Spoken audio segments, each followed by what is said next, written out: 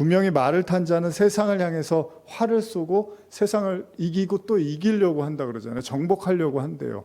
흰 말이 상징하는 것 중에 하나가 바로 승리와 이제 정복이라고 하는데, 근데 그가 면류관을 쓰고 있단 말이에요.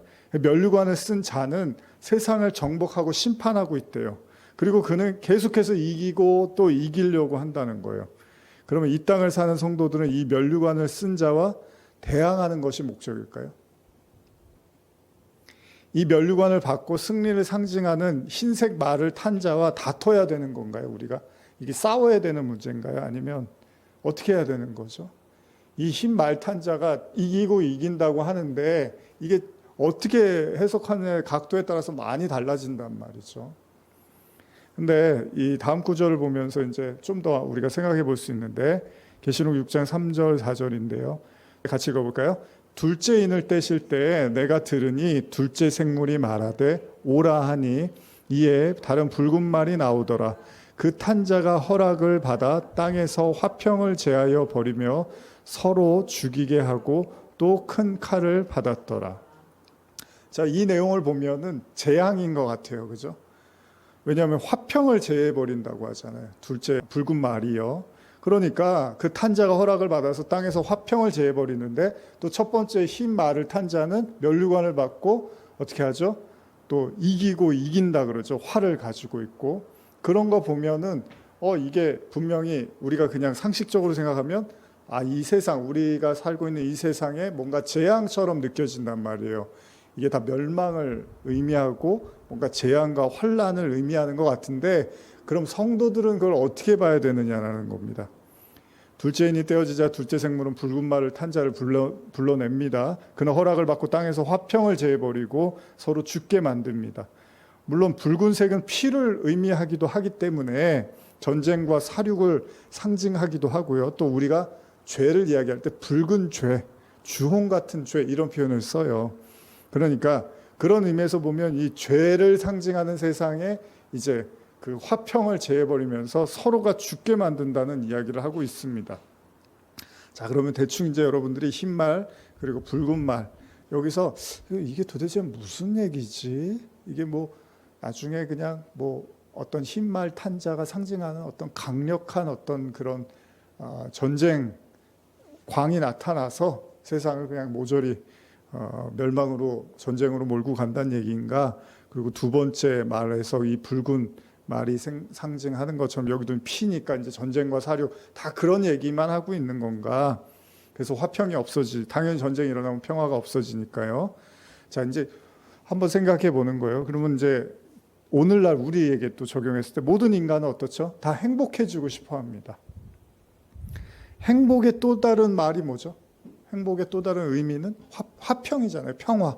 그래서 여러분들이 마음에 이 평화를 갖고 싶은 거잖아요. 마음의 평안. 그래서 우리가 잘 생각해 보면 예수님도 평강의 왕 이런 표현을 쓴단 말이에요. 우리 교회 이름도 의와 평강교회라고 하죠. 그래서 평강이 되게 중요하단 말이에요. 그래서 예수님도 이런 말씀을 하시는데, 근데 예수님이 하신 말씀을 잘 보시면 오늘 이 본문에 대한 힌트를 저는 이제 이렇게 여러분과 말씀을 나누고 싶은 건데, 마태복음 10장 34절에서 36절 한번 읽어볼까요? 마태복음 10장 34절에서 36절입니다. 내가 세상에 화평을 주러 온 줄로 생각하지 말라. 화평이 아니요 검을 주러 왔노라.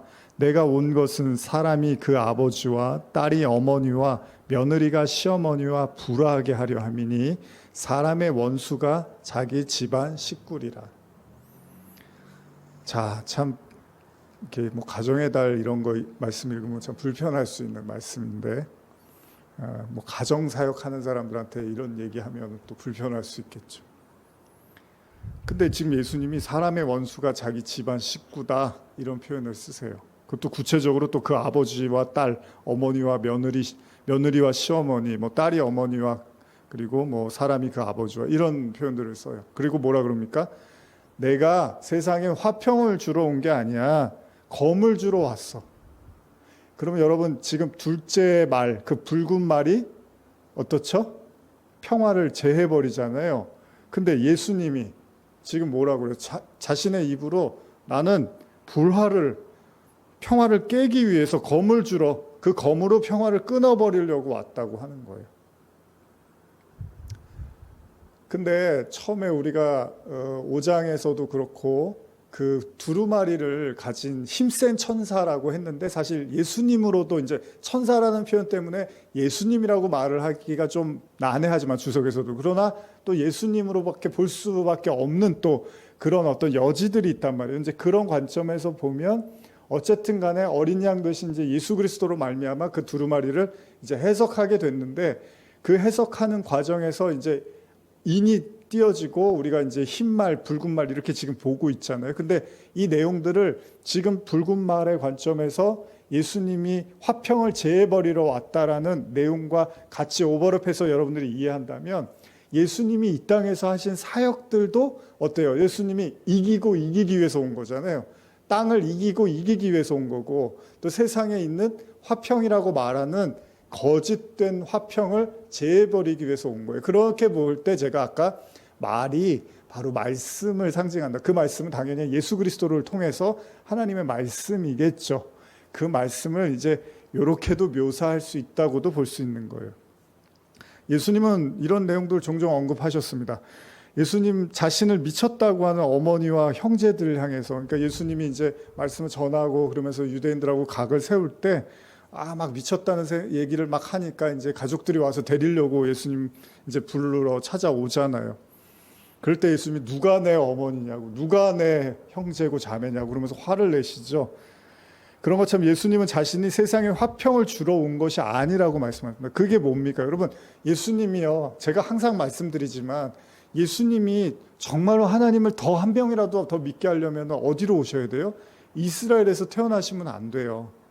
하나님이 이스라엘이 아니라 다른 나라에서 태어나서 더 복음을 전할 수 있도록 해야 되는데 예수님이 이스라엘에서 오셨어요. 이스라엘의 유대인으로 오셨는데 어떻게 했어요? 그 유대인들하고 손을 잡고서 우리가 세계 선교를 위해서 같이 전해보자라고 한 게 아니었어요. 그 유대인들이 그 오랜 시간 동안 하나님을 믿었던 그 유대인들, 여호와 유일신 신앙을 가졌던 그 유대인들에게 그 신앙을 어떻게 해요? 박살내러 오셨단 말이에요. 깨버리러 오셨어요. 평화가 아니었어요. 그래서 예수님 맨날 도망다니고 쫓기고 핍박당하고 결국은 이제 십자가에 못 박혀서 죽으셨던 거잖아요. 이게 화평입니까? 근데 뒤집어 생각해 보세요. 그럼 예수님이 그 사람들하고 잘 지내는 법을 몰라서 예수님이 뭔가 성격이 좀 문제가 있어갖고 어디 가면 이렇게 튀는 말만 하고 자꾸 상대방 불쾌하게만 하는 그런 스타일이어서 예수님이 그래서 그 사람들한테 표적이 된 게 아니잖아요. 다 알고 있었고 뭐 어떻게 하면 그 사람들이 좋아할지까지 다 알고 있고 예수님이 기적도 행하고 이적도 행하니 얼마나 사람들이 좋아할 수 있는 많은 요소들을 갖췄어요. 뭐 오병이어 기적하고 나서 세상 임금 삼자고 하잖아요. 근데 예수님이 그냥 그 자리를 피해서 도망가시잖아요. 이런 것들도 사람들이 다 불편한 거예요. 왜 기적을 할 수 있는데 저렇게 기적은 안 하고 도망이나 치고 있고 유대인들하고는 계속 각을 세운단 말이죠. 왜 이 예수님이 정말 화평을 주러 오신 분이 맞나요? 예수님하고 유일하게 평안을 누릴 수 있는 사람은 죄인밖에는 없었어요. 당시 스스로 의롭다고 하는 사람들은 예수님하고 계속 각을 세웠어요. 근데 정말로 내가 뭐 그 세리와 바리새인의 기도처럼 정말 죽을 죄를 졌다고 생각하는 사람만 이제 예수님이 그들하고는 평화를 이룰 수 있었단 말이죠. 그들은 예수님을 간절히 원했기 때문에.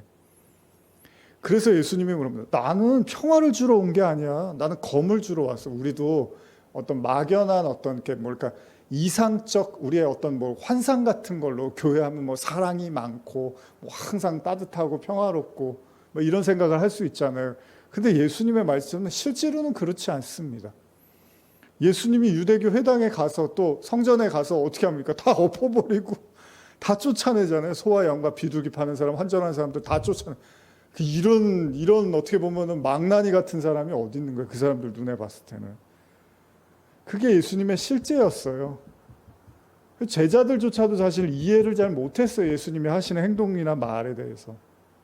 근데 우리는 막연하게 어떤 사회적, 세상적 어떤 관념을 가지고 그냥 예수님은 늘 따뜻하고 늘 평화롭고 아무 소리도 안 하시고 지적도 안 하시고 뭐 뭔가 안 좋은 얘기는 절대 안 하시는 뭐 이런 이제 그냥 우리가 그런 사람이 우리 주변에 있었으면 하는 거지 복음은 그런 게 아니라는 거죠. 검이 뭡니까? 검을 주러 왔다는 거예요. 검은 뭐예요? 전투하러 왔다는 거죠. 전쟁하러 왔다는 거죠. 평강의 왕이 검을 주시겠다고 말을 하고, 그 검은 바로 성령의 검, 말씀의 검이잖아요. 그렇죠? 그렇다면 화평이 아닌 검을 주시는 목적이 뭡니까? 우리가 잘 아는 것처럼 예수님은 하나님의 아들임에도 제가 아까 말씀드린 것처럼 이스라엘 유대인들에게 거의 환영을 못 받습니다. 이유가 뭡니까? 그 검이요, 화평으로 다가간 게 아니라 검이 몽둥이로 그들을 부시는 몽둥이, 정말 칼로 그들을 대했기 때문이라는 거죠.